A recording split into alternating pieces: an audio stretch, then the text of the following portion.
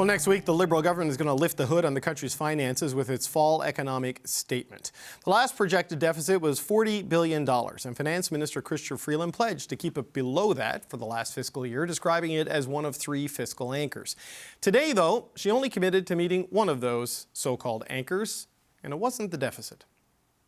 Our fiscal anchor is the debt to GDP ratio and a declining debt to GDP ratio. I expect that when I table the numbers on Monday, I will show that the debt to GDP ratio, which we forecast in the 2024 budget for the 23-24 fiscal year, will be met. Will you also be able to keep the deficit below $40.1 billion as projected? Are you saying you're now comfortable going past that? Does your government still think it's important to shrink the federal deficit? I offered something very clear information on what I expect when it comes to the debt to GDP ratio. The debt to GDP ratio is our fiscal anchor. Conservative leader Pierre Poilievre is accusing the Liberals of crashing through their own fiscal guardrails. She's like a bus driver saying she's going to come just short of hitting that $40 billion guardrail, and then some crazy lunatic comes in, grabs the steering wheel, and jerks it sharp to the left through the guardrail. Does he realize there's 41 million Canadians that are going to go off the cliff in that bus? While the Leader of the Opposition continues to talk down Canadians and the Canadian economy, and indeed Canada, let me once again put it on the record. Canada is the best country in the world. And we, as Canadians, are stepping up, got us through the pandemic. Canadians got us through the challenge of high inflation. All right, we're going to start there with the Tuesday Power Panel. Emily Nicolas is a columnist for Le Devoir. Françoise Boivin is a former NDP MP. Michelle Cadario is a former Liberal National Campaign Director. And here with me in the studio, Kate Harrison is a Conservative political analyst. Good to see you all. Michelle, let's start with you. As your old boss made fall economic statements something of a big deal back in the day when Paul Martin was running the finances. What do you make of what we've just heard from Chrystia Freeland there? I know the $40 billion deficit was for the last fiscal year. The debt to GDP ratio is the plan going forward. But it all seems to signal that maybe, at least on a cash basis, the deficit situation is probably going to be worse than expected when we see the numbers on Monday. Well, look, I suspect that, and I hope that she was just kind of saving some of the information for actually standing up in the House of Commons and delivering her economic statement. I would hope that there is a much more full-bodied and honest kind of explanation about where they are on the deficit, if they're meeting the targets or if they're not, and if they're not, why. I think that it's really important to be transparent with it. Clearly, the benchmark that they are holding to is the debt to GDP ratio. Quite frankly, that's what markets generally look to as well. Mm-hmm. And ultimately, it is the marketplace, our bondholders, who are going to say, yes, this meets the fiscal needs and that this is prudent, or they don't, right? Like that's kind of how you're judged, and they are cutthroat, and they only look at bottom lines, they just kind of distill the numbers, and so they will ultimately be the judge. But I would hope that anything that she says, she reconciles with what she might have said in the past, because it's really important as we're going forward. As likely there's a lot more spending, particularly we all expect something for the border, that it's explained and that it's put into context. Yeah, so Kate, this is the thing, like the political frenzy, you can see it heating up as we get closer to the fall economic statement on Monday. The $40 billion deficit, which is a big deficit, that was a promise for last year when monetary policy, we still didn't know where it was going to go because inflation wasn't back to target range. The promise for this year and years ahead is a declining debt to GDP ratio over time. The fight, though, is going to be, the headline is going to be the deficit number, right, and that carries some political risk for them. Yeah, certainly, and $40 billion is a huge number. Whether or not they are over that, under that, it's still a lot of money, real money for Canadians. I think, Michelle is optimistic. I think if there was good news to share, we would not be having the fall/winter solstice economic statement happen December 16th. They're likely to rise for the session the next day. that is not a hallmark of a good message to send and share with Canadians. They're not providing, in my view, sufficient scrutiny to look at the numbers. I think they would not be tabling this now if they wanted to make media headlines around this. So the signals to me would suggest that this is going to be a negative statement, and there's going to be a lot of challenges for the Liberals to try and message that they do have a grip on the country's finances, considering all these dynamics. Well, Françoise, when you look at the overall environment out there economically, unemployment going up to 6.8%, even though there were 50,000 new jobs created, there's more people looking for it, but growth projections being revised down throughout the year. It's tough to see a scenario where they do have a better picture with or without extra spending on new things in this fall economic statement. No, definitely, and we're also forgetting the question marks that surrounds the 20th of January when President Trump will come into action, and we might have still some impact fiscally due to his arrival as president. We have hints of different things, but so I'm always a bit skeptical when I hear any minister of finance do a fall economic statement, or even when they come up and they declare their budget in the House of Commons, because at the end of the year, when we check what they said at the beginning, when they filed their budget and what really happened, there's always a different story. You talk to Michelle about Paul Martin, which I love to death, and who was great at saying, it's not going that well, because he knew he had to tighten things. And at the end of the year, wow, we were better than we thought we would be.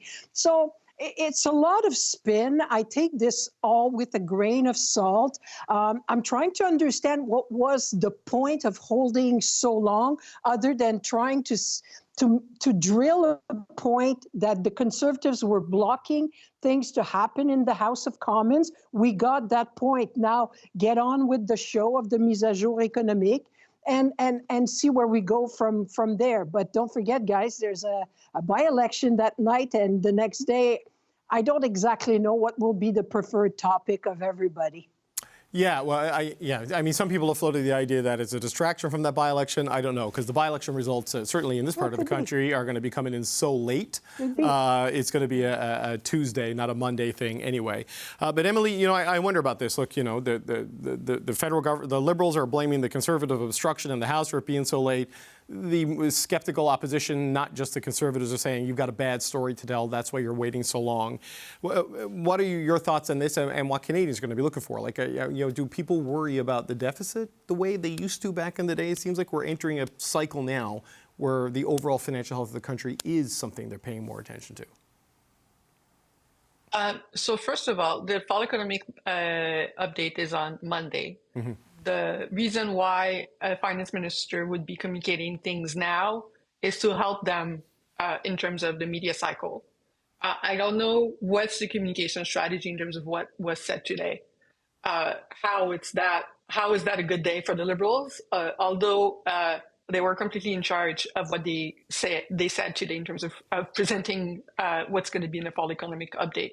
I'm not seeing the story there that makes them look good in terms of even the discussion that we're having now. That's the first thing. Now, in terms of mid-December fall economic update, that's mostly just winter. There's a couple of explanations for that. Kate may be right that it might be because it's bad news. You want to bury them because people are going to be decorating their Christmas trees.